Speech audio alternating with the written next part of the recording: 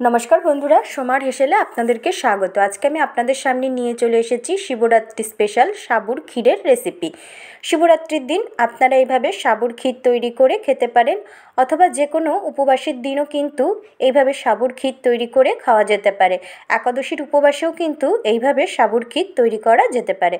आशा करी रेसिपिटा भालो लागबे। भालो लेगे थाकले चैनलटी सबस्क्राइब करार अनुरोध रइल और पाशे थाका बेल नोटिफिकेशनटा अवश्यई अन करे राखबेन, ताहले जखोनी कोनो नतुन रेसिपि देब तार नोटिफिकेशन सकलेर आगे आपनादेर काछे पौঁছে যাবে। तो चलुन देखी आमी किभाবে साबुर क्षीरेर এই रेसिपिटा तैरी करेছি।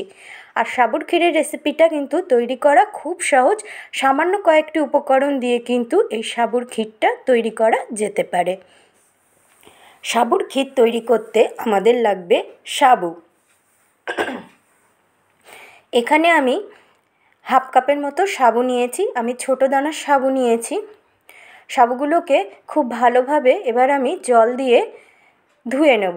প্রায় 3 থেকে 4 বার আমি খুব ভালো করে জল দিয়ে ধুয়ে নেব, তাহলে সাবুর মধ্যে যে স্টার্চ থাকে সেই স্টার্চগুলো বেরিয়ে যাবে।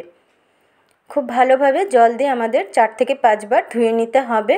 দেখুন আমি 4 থেকে 5 বার ধুয়ে নিয়েছি। এবার সামান্য পরিমাণ জল দিয়ে সাবুটাকে আমি প্রায় 1 ঘন্টার মতো ভিজিয়ে রেখে দেব।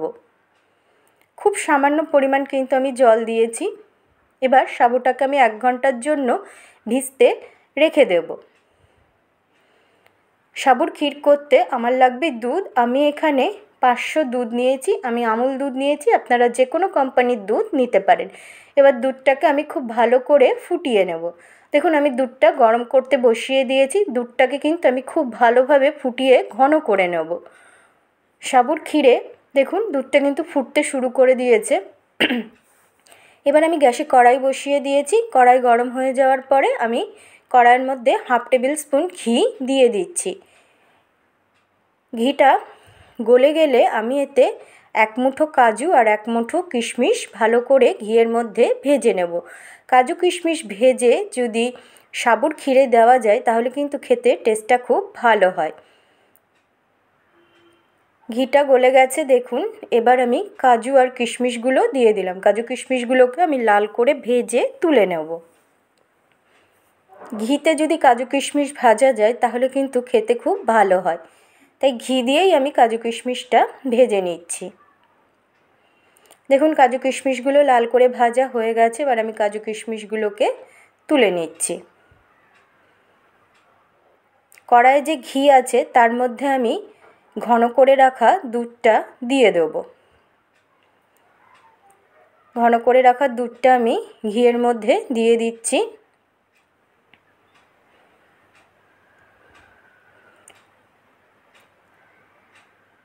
এবার আমি দেব 2টো ছোট এলাচ। ছোট এলাচকে আমি ফাটিয়ে নিয়েছি। যদি ছোট এলাচ এইভাবে দুধের মধ্যে দিয়ে ফোটানো যায় তাহলে খুব সুন্দর একটা স্মেল হয় আর খেতেও কিন্তু খুব ভালো লাগে। এলাচটা দিয়ে আমি দুধটা খুব ভালোভাবে একটু ফুটিয়ে নেব। এবার আমি জল ঝরিয়ে রাখা সাবুটা দিয়ে দেব। দিয়ে গ্যাসের আঁচটাকে লো টু মিডিয়ামে রেখে খুব ভালোভাবে নাড়তে থাকবো। আর সাবুর ক্ষীর কিন্তু খুব তাড়াতাড়ি হয়ে যায়। সাবু সেদ্ধ হতে কিন্তু খুব বেশি সময় লাগে না। প্রায় 5 মিনিটের মধ্যেই কিন্তু আমাদের সাবুটা সেদ্ধ হয়ে যাবে। দেখুন সাবুটা আমাদের সেদ্ধ হয়ে গেছে আর দুধটাও কিন্তু খুবই ঘন হয়ে গেছে। দেখুন এই জন্যই দুধটা আপনারা আগে একটু ঘন করে রাখবেন। এবার আমি দেব পরিমাণ মতো চিনি। চিনি দিয়ে খুব ভালোভাবে আমি মিশিয়ে দেব। চিনি দেওয়ার পরে দুধটা কিন্তু একটু পাতলা হয়ে যাবে। আবার একটু রাখার পরেই কিন্তু ক্ষীরটা আবার আমাদের ঘন হয়ে যাবে। বেশি ঘন করলে কিন্তু পরে শক্ত হয়ে যাবে, খেতে আর কিন্তু আমাদের ভালো লাগবে না। তাই এরকম ঘনত্ব থাকতেই আমাদের নামিয়ে নিতে হবে। দেখুন খুব সুন্দরভাবে সাবু গলে গেছে, চিনিটাও গলে গেছে আর দুধটাও কিন্তু ঘন হয়ে এসেছে। এবার আমি ভেজে রাখা কাজু কিশমিশগুলো দিয়ে দেবো। ভেজে রাখা কাজু কিশমিশগুলো দিয়ে খুব ভালোভাবে একটু মিশিয়ে দেব। দেখছেন তো কতটা ঘন হয়ে এসেছে, ক্ষীর ক্ষীর হয়ে এসেছে, আপনারা দেখেই বুঝতে পারছেন। এবার আমি গ্যাসটা বন্ধ করে দেবো। তারপর ঠান্ডা হয়ে গেলেই সাবুর ক্ষীর আমি সার্ভ করে দেবো। দেখুন আমি সাবুর ক্ষীর স্টার্ট করে দিয়েছি। আশা করি রেসিপিটা ভালো লেগেছে। ভালো লেগে থাকলে পরিচিতদের মধ্যে রেসিপিটি শেয়ার করার অনুরোধ রইল। আর আমার চ্যানেলটি সাবস্ক্রাইব করে আমার সাথে থাকবেন। সবাই ভালো থাকবেন, সুস্থ থাকবেন, আনন্দে থাকবেন। আগামী দিনে আরেকটি রেসিপি নিয়ে খুব তাড়াতাড়ি আমি আপনাদের সামনে চলে আসব। এতক্ষণ ধরে আমার সাথে থাকার জন্য ধন্যবাদ। আর অবশ্যই কিন্তু সাবুর ক্ষীরটা শিবরাত্রির দিন তৈরি করবেন।